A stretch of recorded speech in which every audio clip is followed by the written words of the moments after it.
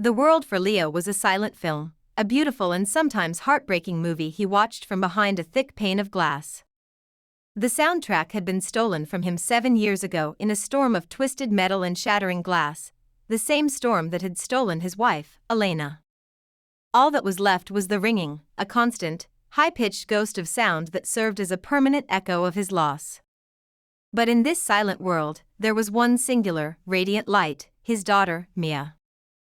She was 7 years old, with eyes that held the same deep, soulful brown as her mother's, and a smile that could coax flowers from concrete. She was his reason, his purpose, the anchor that kept his feet on the ground when the tides of memory threatened to pull him under.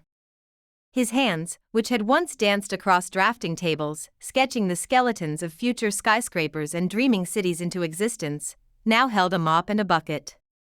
He was a janitor, the invisible man who polished the floors and emptied the trash at one of the city's most prestigious architectural firms, Sterling and Vance.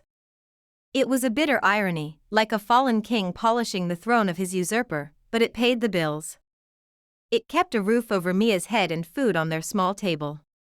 And for that, Leo was grateful. He moved through the hushed, empty corridors of the firm at night, a ghost in blue overalls. He learned the building's secrets, the floorboard that creaked outside the main conference room, the way the moonlight slanted through the atrium at 3 a.m., the scent of expensive coffee and ambition that lingered in the air long after the designers had gone home. Tonight, the ambition was still thick in the boardroom. The lights were on, casting long shadows.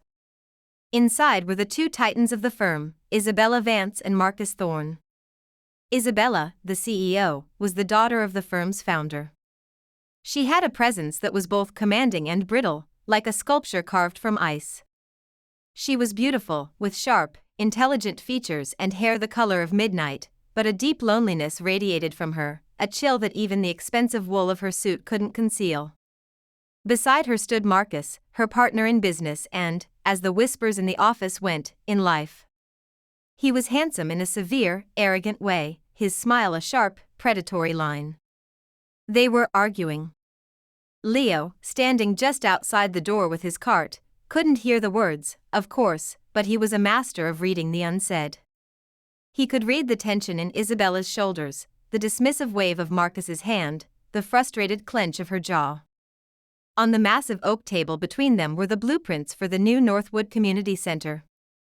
Leo knew the project well, he'd emptied the trash cans full of discarded concepts for weeks. It was a pro bono project, a passion of Isabella's, meant to revitalize a struggling part of the city. But the designs were all cold.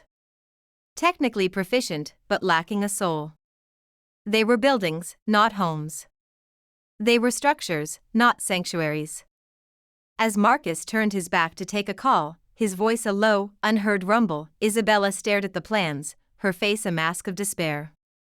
Her fingers traced the rigid lines of the proposed facade, and Leo saw her eyes glisten. He saw a flicker of the same grief he knew so well. In that moment, an old, forgotten instinct surged within him. The architect, the dreamer he had buried 7 years ago, clawed its way to the surface. His eyes scanned the blueprints, and he didn't just see lines, he saw possibilities. He saw how a curved wall could create a welcoming embrace, how shifting the atrium could flood the library with the morning sun, how a rooftop garden could become a haven for the children who would play there. His hand, calloused from the mop handle, trembled with a forgotten electricity. He reached into his pocket, his fingers finding a crumpled napkin from the lunch he'd shared with Mia. With a small pencil he always carried for his daughter's doodles, he began to sketch. The lines flowed from him, a torrent of ideas held back for too long. He redesigned the entryway, added a flowing, organic shape to the courtyard, and envisioned a space that wasn't just for the community, but of the community. It was a whisper of what could be, a fragment of a dream captured on a flimsy piece of paper. He didn't know how long he'd been lost in the trance, but when he looked up, Marcus had finished his call and was staring right at him. Marcus's eyes, cold and sharp as chips of granite, narrowed on the janitor standing in the doorway. He saw the dirty overalls, the worn-out boots, and the pencil clutched in a grimy hand. His lip curled in a sneer of pure, undiluted contempt. He strode over, his expensive shoes making no sound on the polished floor, and snatched the napkin from Leo's unresisting fingers. He held it up, his expression a mixture of disbelief and amusement. "What is this?" he asked, his voice a soundless movement of his lips that Leo could read all too clearly. Isabella turned, her own expression weary and distracted. Marcus angled the napkin so she could see the elegant, powerful lines sketched upon it. A flicker of something, surprise, maybe even intrigue, crossed her face for a split second before her mask of professional detachment snapped back into place. Marcus let out a short, barking laugh, the motion ugly and jarring. He looked from the napkin back to Leo, his gaze dripping with derision. He then tapped his own ear, a cruel, mocking gesture. "Oh, that's right," his lips formed the words slowly, exaggerating the shapes for Leo to understand. "You're the deaf one. What are you supposed to be? A secret artist?" The words were like stones, each one hitting Leo with a physical force. He felt his face flush with heat, a wave of shame so potent it threatened to buckle his knees. He had been a fool. What was he thinking? He was a janitor. A broken man living in a silent world. He had no right to dream, no right to create. He was there to clean up the messes of important people, not to make them. Marcus crumpled the napkin into a tight little ball, the soft paper making a silent scream in Leo's mind. He tossed it dismissively toward the trash can, which Leo had just emptied. It bounced off the rim and landed on the floor, a tiny white corpse of a brilliant idea. "Stick to your mops, buddy," Marcus mouthed, his smile a venomous slash. "The adults are trying to work here." He turned back to Isabella, puffing out his chest, the alpha male reasserting his dominance. "Can you believe the nerve?" Leo didn't wait to see Isabella's reaction. He couldn't bear to. He felt her eyes on him, but he couldn't bring himself to meet her gaze. Had she laughed? Had she agreed? The not knowing was a fresh torment. All he knew was that the humiliation was a fire in his gut. He grabbed the handle of his cart, his knuckles white, and pulled it backward, retreating into the shadows of the hallway. The boardroom light felt like an interrogation lamp.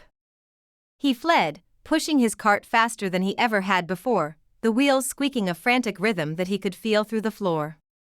He didn't stop until he reached the small, windowless break room in the basement where Mia was waiting for him, curled up on a lumpy old sofa, a book open on her lap. She looked up as he entered, her bright smile a balm on his wounded soul. She signed to him, her small hands moving with a fluid grace that always made his heart ache with love. "Is it time to go home, Papa?" He forced a smile, a brittle thing he was sure she could see right through. He nodded, trying to shield his face, trying to hide the shame he knew must be written all over it. He gathered her things, his movements clumsy and rushed. He just had to get out. Out of this building that was once a symbol of his dreams and was now the stage for his deepest humiliation. As they walked out into the cool night air, Mia slipped her small hand into his. She looked up at him, her brow furrowed with a concern that was far too old for her years. "Are you sad, Papa?" she signed. He knelt down, the concrete cold against his knees, and pulled her into a tight hug, burying his face in her hair. He couldn't tell her that he wasn't just sad. He felt broken. He felt like that crumpled piece of paper on the boardroom floor, a discarded thought, worthless and forgotten. And in the silent, lonely space of his own mind, a single, devastating question echoed: was this all he would ever be? Before we continue with Leo's story, we'd love to know where you're tuning in from. Please take a moment to tell us your city or country in the comments below. It's wonderful to see how far these stories of hope can travel. The company picnic was an annual tradition at Sterling and Vance, a mandatory display of corporate camaraderie held in a sprawling, manicured park. For Leo, it was a special kind of torture. He stood at the edge of the festivities, a ghost at the feast, watching the architects and executives in their casual weekend attire laughing and mingling. They were a different species, inhabiting a world of easy chatter and shared histories, a world he could see but never enter. Mia, however, was oblivious to the social strata. To her, a park was a park, a party was a party, and she held his hand, her small body vibrating with excitement. He had tried to get out of it, but his supervisor had been firm. It was for morale. Leo felt his own morale sinking with every polite, pitying nod he received from colleagues who knew him only as the silent man who cleaned their offices. He found a small, isolated bench under a large oak tree, a safe harbor from the sea of noise and conversation. While he sat, a sentinel in his solitude, Mia darted off toward the playground, her bright yellow dress a splash of sunshine against the green lawn. It was there, near the swings, that Leo first saw the boy. He was about Mia's age, with a shock of blonde hair and a face that was a miniature, more delicate version of Isabella Vance's. It was her son, Julian. He was sitting on the ground a few feet away from the other children, his knees drawn up to his chest, his arms wrapped tightly around them. He was building a small, precarious tower out of twigs and pebbles, his focus absolute. The other children swirled around him like a brightly colored storm, their shrieks of laughter a silent movie of joy. But none of them approached him. He was in a bubble of his own, invisible and utterly alone. Leo watched Isabella approach her son. She knelt beside him, her posture stiff, her smile strained. She said something, her lips moving in a gentle, encouraging way. Julian didn't look up. He didn't respond. He simply placed another pebble on his tower with painstaking care. After a moment, Isabella's smile faltered. A look of profound, heart-wrenching sadness passed over her features before she masked it once more. She stood up and walked away, rejoining a conversation with a group of senior partners, a glass of champagne appearing in her hand as if by magic. She laughed at something one of them said, but her eyes kept straying back to her lonely son. Leo's heart ached for the boy. He knew that kind of loneliness. He lived it every day. He saw Mia pause in her play, her gaze landing on Julian. She tilted her head, her expression curious. She looked at the other kids, then back at the solitary boy. Leo saw a decision being made in her 7-year-old mind. She abandoned the swing and walked purposefully over to her father. She tugged on his sleeve and signed, "That boy is sad, Papa. His heart is quiet." Leo's own heart swelled. "Yes, sweet girl. I think it is." Mia then did something that amazed him. She marched over to her small backpack, which lay next to Leo on the bench, and pulled out her little drawing pad and a set of colored pencils. With the determined air of a field surgeon on a mission, she walked over to Julian. She didn't say a word. She simply sat down on the grass across from him, opened her pad to a clean page, and began to draw. Julian flinched when she first sat down, tucking his head lower, but Mia paid him no mind. She just drew. A big, smiling sun. A fluffy white cloud. A yellow dress just like hers. Then, she drew a little boy with blonde hair next to the girl in the yellow dress. She drew them holding hands. When she was finished, she silently tore the page from the pad and slid it across the grass to him. Julian stared at the drawing for a long time. His tiny fortress of twigs and pebbles was forgotten. He slowly, hesitantly, reached out a small hand and picked up the paper. He traced the smiling face of the boy with his fingertip. And then, he looked up. He looked directly at Mia. For the first time all day, he looked at another person. He didn't smile, but the tight, defensive shell around him seemed to soften, just a little. From across the lawn, Isabella watched the entire exchange, her champagne glass frozen halfway to her lips. Her mask of cool composure had vanished, and on her face was an expression of pure, unadulterated shock. She saw the simple, profound kindness of the janitor's daughter, a girl who had reached her son in a way that she, with all her money and power, could not. Her gaze shifted from the children, finding Leo on his bench under the tree. Their eyes met across the expanse of green lawn. And in that moment, she didn't see a janitor. She saw a father. And she saw the source of the incredible, unprompted kindness that had just touched her silent son. The ice around her own heart cracked, just a little. A few days later, Leo was polishing the brass nameplate outside the executive offices when a shadow fell over him. He looked up to see Isabella Vance standing there. She wasn't wearing her usual armor of a power suit. Instead, she was in a simple black dress, and she looked uncertain. It was the first time they had been this close since the humiliating incident in the boardroom. Leo's first instinct was to retreat, to make himself small and invisible, but her expression held him in place. It was not one of pity or condescension. It was something softer, something hesitant. She was holding a small notepad and a pen, the same tools Leo used to bridge the chasm of his silence. She scribbled something on it and held it out to him. His hands, still damp from his cleaning rag, trembled slightly as he took it. "Thank you," the note read. "For what your daughter did for my son at the picnic. It was the kindest thing I have seen in a very long time." Leo was taken aback. He had expected an order, a complaint, anything but this. He fumbled for his own worn notepad in his back pocket, the pages soft and frayed from use. He wrote his reply. "Mia has a good heart. She learned it from her mother." He passed it back. It was a simple truth, but it felt like revealing a sacred secret. Isabella read it, and a flicker of sadness crossed her face. She wrote again. "I wanted to apologize for the other night. For Marcus. What he did was inexcusable. I should have stopped him." The memory of the crumpled napkin and the mocking laughter sent a fresh pang through him. He appreciated the apology, but the wound was still raw. He hesitated, then wrote, "It's forgotten." It was a lie, but it was the easiest thing to say. It was the janitor's response, the response of someone who knew his place was to smooth things over and disappear. But Isabella seemed to see through it. She shook her head slightly, her eyes filled with a genuine regret that surprised him. She wrote one more line before a colleague called her name, breaking the spell.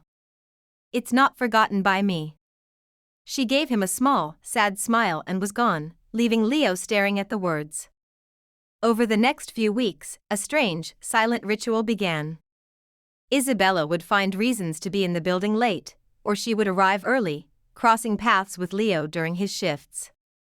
Their conversations were a slow back and forth on their respective notepads. They started with the children. Mia was a ray of sunshine, endlessly creative and happy. Julian, Isabella wrote, had been silent for almost a year, ever since her acrimonious divorce from his father. He'd retreated into a world she couldn't enter. "He only seems to come alive when I tell him about Mia," she wrote one evening, her elegant script belying the pain in the words. An idea sparked in Leo's mind. He wrote, "Maybe they should have a playdate. A real one." Isabella's face lit up with a hope so fierce it was almost painful to see. They arranged to meet at a science museum the following Saturday. The difference was immediate. In the vast, echoing halls of the museum, surrounded by dinosaur bones and planetary models, Julian remained attached to his mother's side, a silent shadow. But the moment Mia arrived, a change occurred. She ran up to him, not with loud greetings, but with a shared sense of wonder. She simply grabbed his hand and pulled him toward an interactive exhibit on tectonic plates, her actions saying what words could not, "Come on, this is amazing." Leo and Isabella followed at a distance, two lonely planets orbiting the bright, warm sun of their children.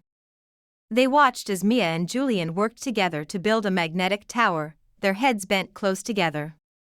Mia would chatter away, explaining what she was doing, and Julian would listen, his eyes wide and attentive. He didn't speak, but he pointed. He gestured. He even let out a small, silent laugh when their tower collapsed. "I haven't seen him do that ever," Isabella confessed on her notepad, her eyes shimmering with unshed tears. "He's with her. He's present." Leo wrote back, "Mia doesn't see him as the silent boy. She just sees Julian." Isabella looked at Leo then, a long, searching look. She was starting to see him differently, too. Not as the deaf janitor, but as Leo. a kind, gentle man whose quiet strength was a universe unto itself. He wasn't just the father of the girl who was healing her son, he was a person, whole and complex, standing right in front of her. The walls she had built around her heart, brick by painful brick, were beginning to feel less like a fortress and more like a prison. And for the first time, she saw a chink of light coming from the most unexpected of places. The playdates became a weekly staple. Each one was a small step forward, not just for the children, but for the adults as well. One sun-drenched afternoon found the four of them at a sprawling public park, not the manicured one from the company picnic, but a wilder place with a gurgling creek and towering, ancient trees. While Mia tried to teach a skeptical Julian how to make a daisy chain, Leo and Isabella sat on a worn wooden bench, their notepads resting between them. The silence that had once been a barrier was now becoming a comfortable space, filled with the unspoken understanding of shared parenthood and shared sorrow. Julian, growing bolder, abandoned his daisy chain project and started gathering sticks and smooth, flat stones by the creek bed. He began to build, not a defensive tower this time, but a sprawling, ambitious structure. A bridge. A tiny, perfect little cantilever bridge. Leo watched, a forgotten warmth spreading through his chest. It was the fire of creation, the joy of seeing form and function come together. He got up and walked over to the boy, kneeling in the soft dirt beside him. He didn't speak or write. He simply picked up 2 forked sticks and a long, straight one, and with a few deft movements, showed Julian how to create a stronger, more stable truss. He used flat stones as counterweights, demonstrating the basic principles of tension and compression. It was a language he hadn't used in 7 years, the universal language of building, of making. It flowed from his hands as naturally as breathing. Julian was mesmerized. He watched Leo's hands, his face a mask of intense concentration. He copied the movements, his small fingers surprisingly nimble. Together, they worked, communicating through the shared act of creation. They built a small, intricate bridge that spanned a puddle. When it was finished, Julian gently pushed on the center of it. It held firm. A look of pure, unadulterated triumph spread across his face. He looked up at Leo, his eyes shining. And then, he spoke. It wasn't a word, so much as a breath, a whisper that was almost lost in the rustle of the leaves. More. The sound was so small, but it hit Isabella like a lightning bolt. She shot to her feet, her hand flying to her mouth. Tears streamed freely down her face, washing away the carefully constructed mask of the CEO. She stared at her son, who was now pointing at another pile of sticks, and then at Leo, who was looking at her with a gentle, questioning gaze. She stumbled over to them, sinking to her knees in the dirt, her expensive trousers forgotten. "Did you hear that?" she whispered, the words catching in her throat. She looked at Leo, then remembered, her own face crumpling in a fresh wave of emotion. She grabbed her notepad, her hands shaking so badly she could barely write. He spoke. He said more. He hasn't said a word in a year, Leo. Not one word. She looked from the note to his face, her eyes pleading for him to understand the magnitude of this miracle. Leo's own eyes were soft with empathy. He had not heard the sound, but he had seen it. He had seen the boy's face, the parting of his lips, the light that had flooded his eyes. He had felt the vibration of that single, momentous word in the air around them. Later, as the children chased butterflies in the distance, Isabella began to talk, the words pouring out of her as if a dam had broken. She wrote furiously on her pad, page after page, telling him about her ex-husband, a man as charming as Marcus but with a cruelty that was hidden, private. A man who had told Julian that his silence, his sensitivity, was a weakness. A man who had made his own son feel worthless. He built a wall around Julian, she wrote, her tears smudging the ink. And I didn't know how to tear it down. I tried everything. Therapists, specialists, schools, nothing worked. And then you and Mia, you didn't try to tear it down. You just opened a door. Leo read her words, his heart aching with a profound sense of recognition. He knew about walls. He lived inside one himself. He took the pen from her trembling fingers. And on a clean page, he began to tell her about the wall he had built. He wrote about the accident. About the screech of tires that he would never hear again. About waking up in a silent world, the last sound he'd ever known being the echo of his wife's name on his lips. Elena was the architect, he wrote, the admission costing him a piece of his soul. I was just the engineer who made her dreams stand up. When she was gone, the dreams went with her. And the silence, it was easier to be a janitor. No one expects a janitor to have dreams. The confession hung in the air between them, a shared secret, a shared brokenness.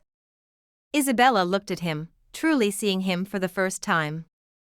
The virtuous underdog, the grieving single father, the hidden genius. She saw the broken pieces of his life, and for the first time, she didn't see ruin. She saw the foundation for something beautiful. The weight of Leo's confession settled between them, not as a burden, but as a bridge. For the first time, he had given his past a voice, even if it was a written one, and in doing so, he felt a flicker of the man he used to be. Isabella, in turn, felt a profound shift within herself.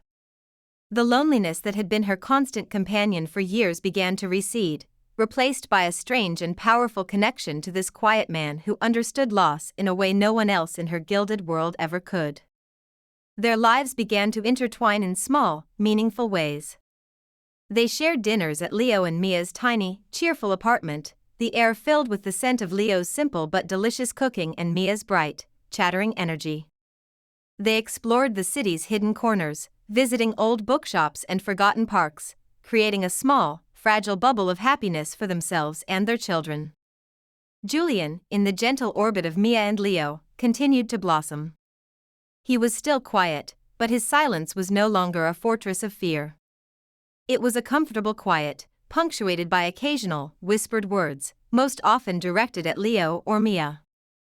He had started drawing, his pages filled not with childish scribbles, but with surprisingly intricate sketches of buildings and bridges, his inspiration clearly taken from Leo. Meanwhile, back at Sterling and Vance, the Northwood Community Center project was imploding. Design after design was rejected by the city council and the community board. They were uninspired, sterile, lacking in heart. Marcus was losing patience. He saw the project as a financial drain and a public embarrassment.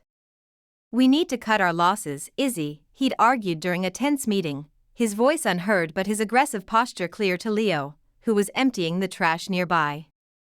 Let's scrap this charity case and put a bid in for the waterfront luxury condo development.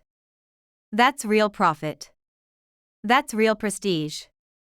Isabella had refused, her jaw set in a stubborn line. The community center was more than a project to her, it was a tribute to her mother, a philanthropist who had believed in building communities, not just buildings. It was the last piece of her mother's legacy, and she couldn't let it fail. But she was out of ideas. The best architects in her firm had produced nothing but beautiful, empty shells. Her mind kept returning to a single, crumpled image. The napkin.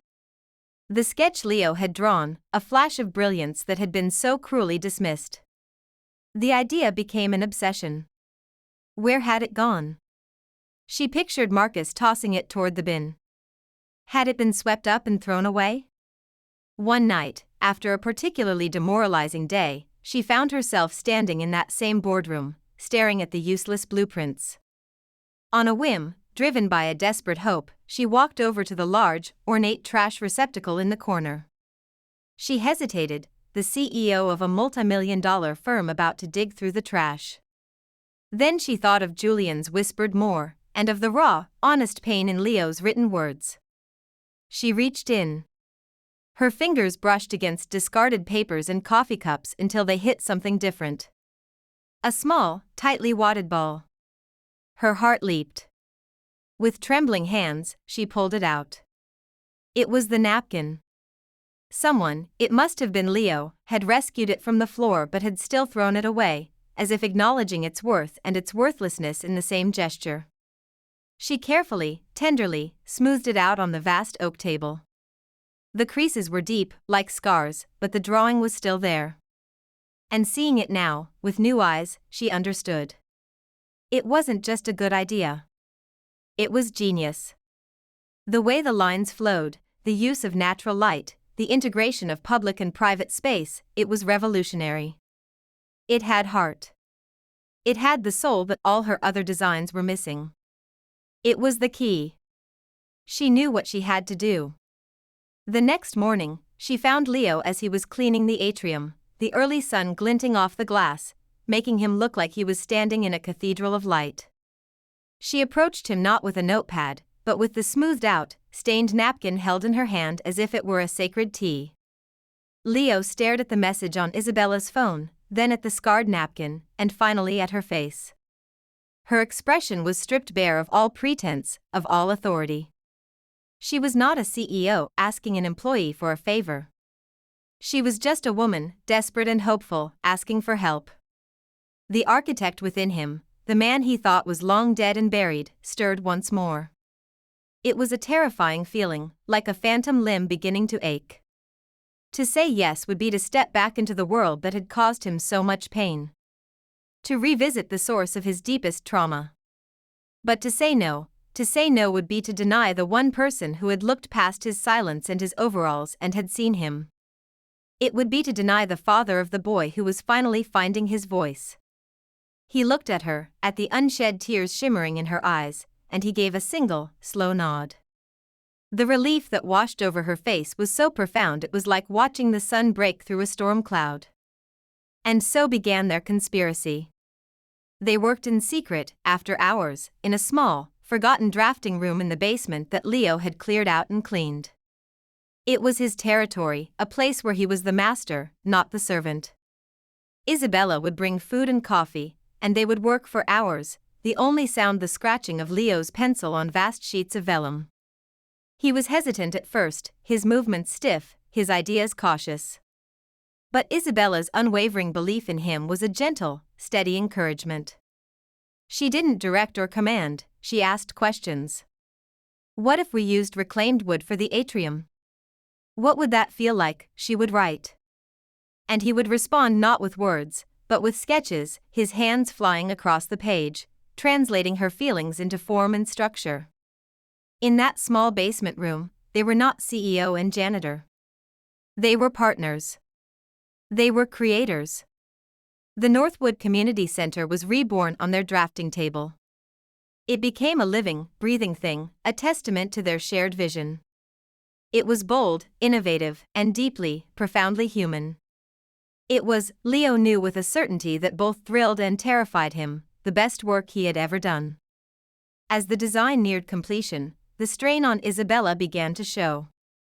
Marcus was growing more suspicious of her late nights, more aggressive in his push to abandon the project.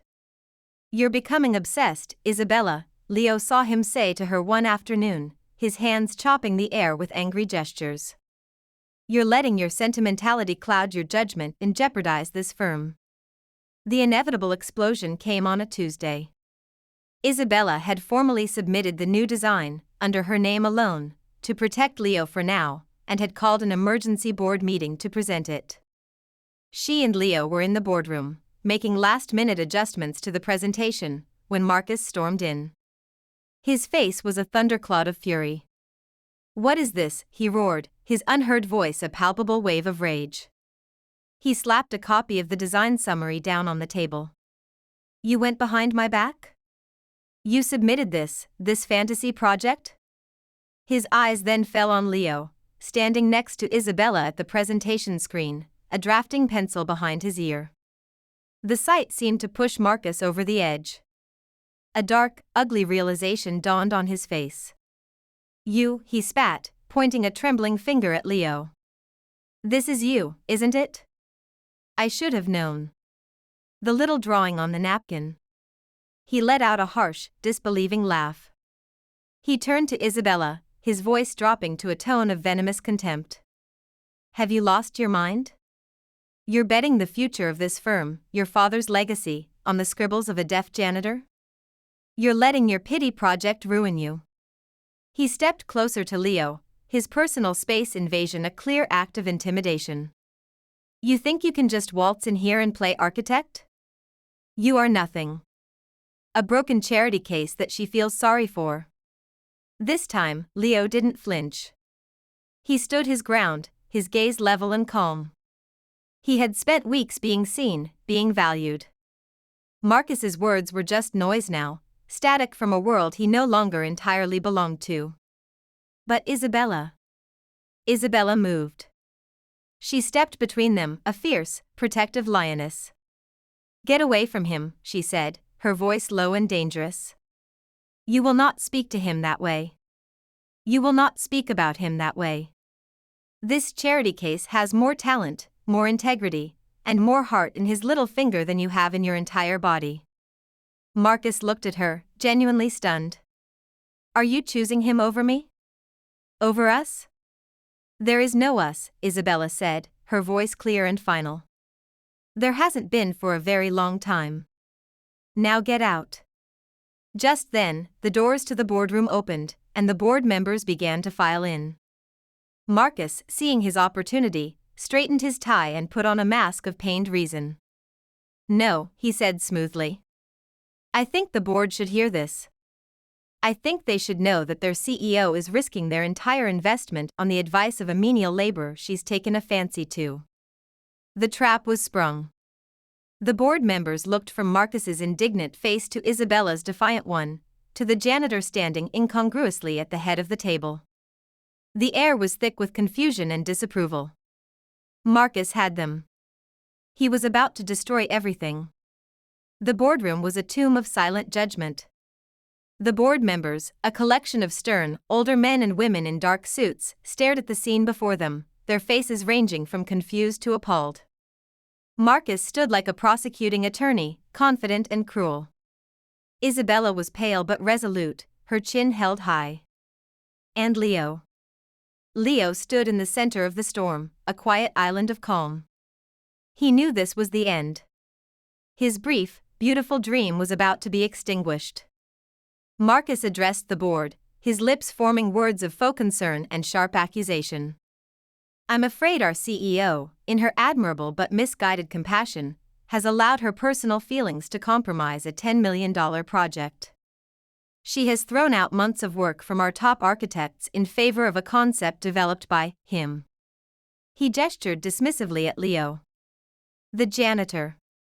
While I applaud her charity, this is a boardroom, not a shelter. A murmur went through the room. The tide of opinion was turning decisively against Isabella.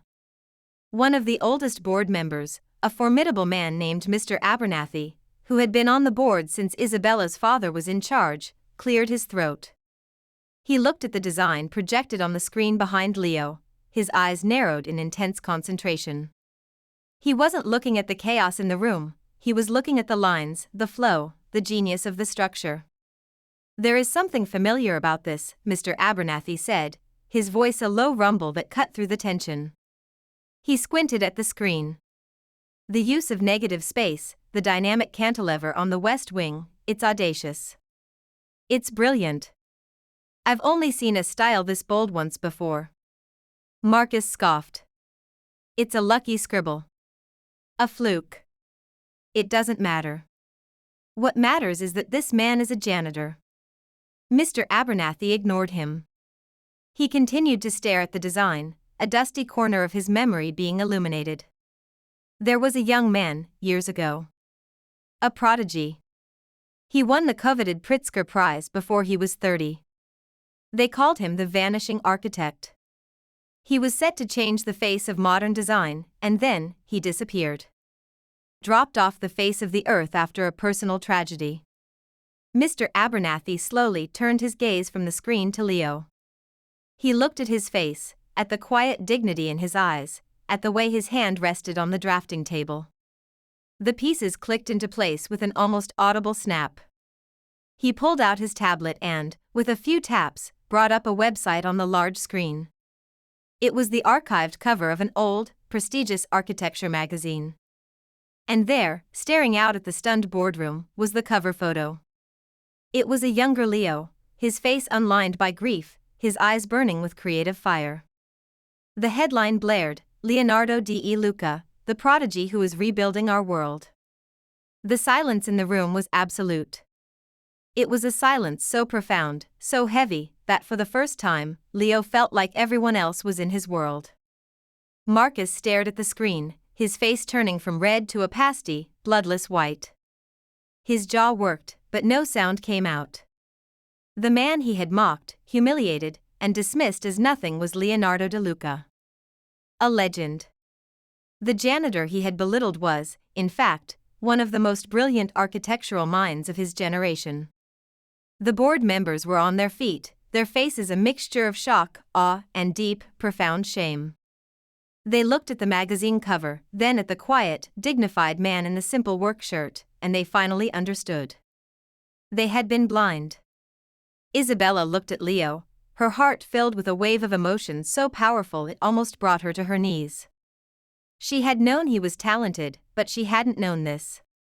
She hadn't known the true scale of the dream he had given up, the genius he had hidden from the world.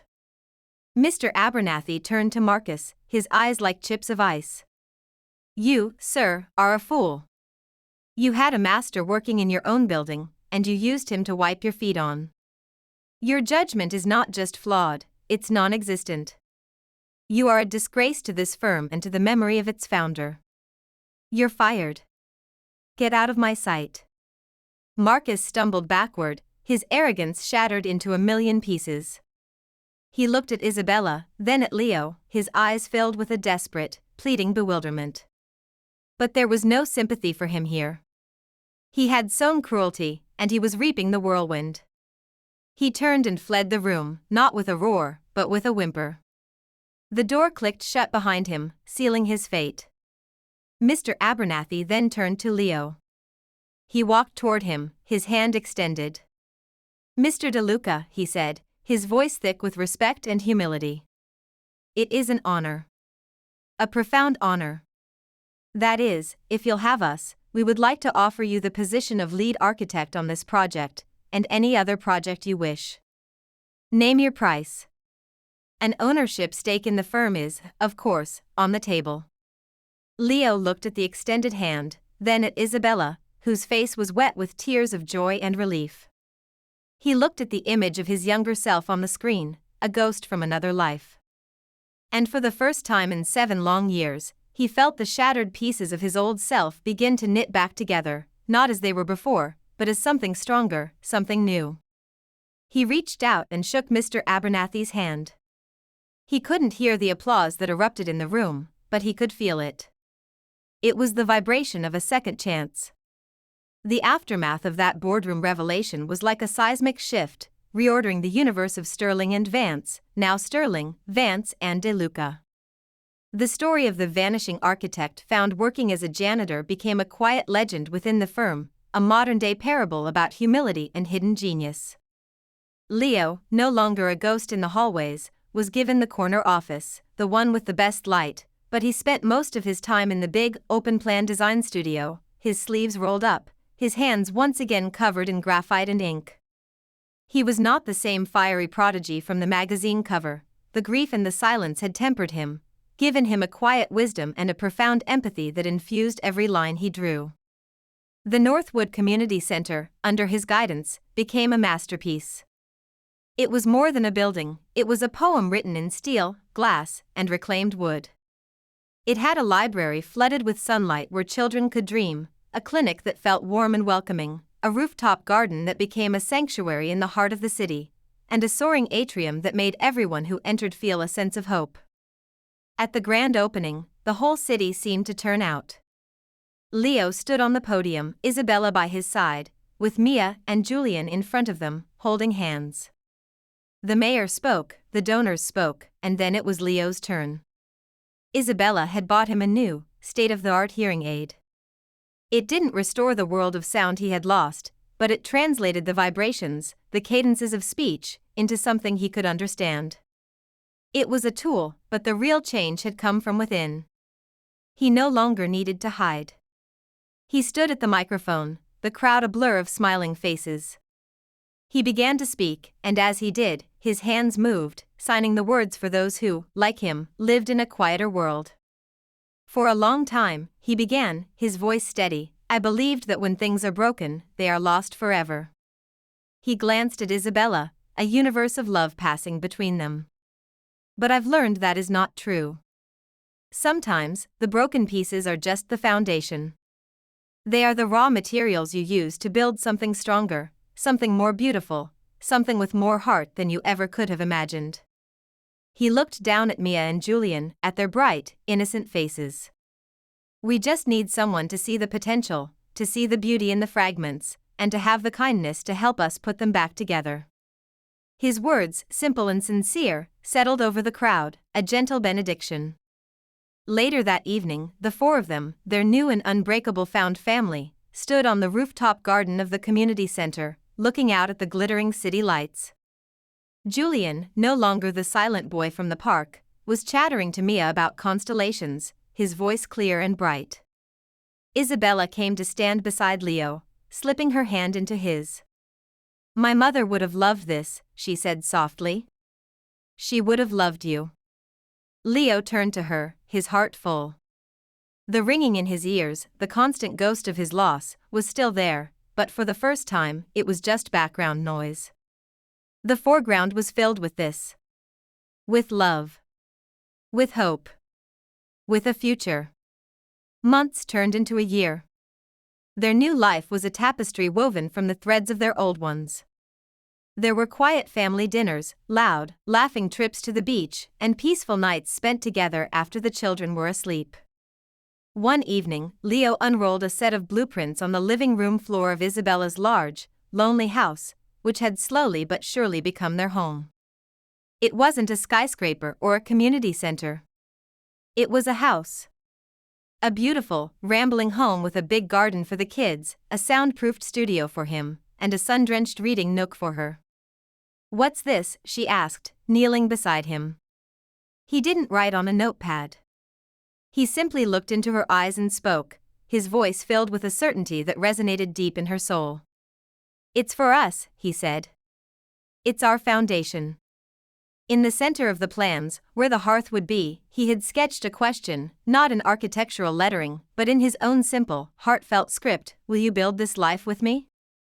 Isabella's eyes filled with tears, and she threw her arms around his neck, her answer a joyful, resounding yes that he didn't need to hear to understand completely.